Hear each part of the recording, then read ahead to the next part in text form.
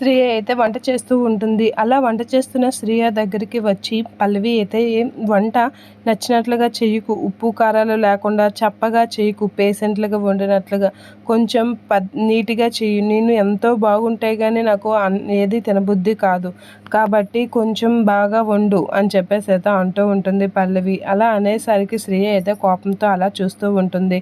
ఇక పల్లవి అయితే అలానే వండేసిన వెంటనే హాట్ బాక్స్లో పెట్టేస్తే వేడిగా ఉంటుంది, చల్లారిపోయే వరకు అలా ఉంచుకు, నాకు అస్సలు నచ్చదు అని చెప్పేసి అంటూ ఉంటుంది పల్లవి. అలా అంటూ అయినా కూరలు చాలా బాగా వండు, కారం అవన్నీ వండి స్పైసీగా వండితేనే నాకు నచ్చుతుంది. నాకు ఉప్పు కారం కొంచెం ఎక్కువ వేసినా పర్వాలేదు కానీ స్పైసీగా ఉండాలి, బాగా వండు అని చెప్పేసి అయితే అంటూ ఉంటుంది.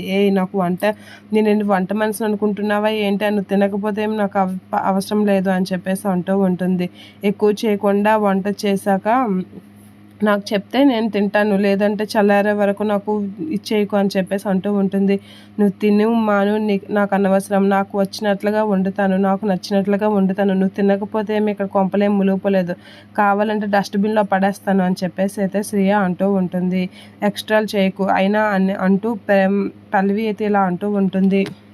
నువ్వు శ్రియ అలా అనేసరికి పల్లవి అయితే, నువ్వు ఈరోజు వండుతున్నావు కదా, నీ పని కాబట్టి నువ్వేమన్నా పలుకున్నాను, నెక్స్ట్ నేను వంట చేసినప్పుడు చెప్తాను, నీకు ఎలా కడుపు మార్చనో చూస్తాను అని చెప్పేసి అంటూ ఉంటుంది. దీనికి స్పైసీ కావాలట, స్పైసీ అని చెప్పేసి శ్రియ అయితే ఉప్పు కారం ఎక్కువ వేసేస్తూ ఉంటుంది. అలా ఉప్పు కారం ఎక్కువ వేసేసి ఉప్పు చూస్తూ ఉంటుంది. అన్నీ సరిపోయాయి కదా, ఇంకా వేయాలి అని చెప్పేసి ఉప్పు కారం అవన్నీ వేస్తూ ఉంటుంది.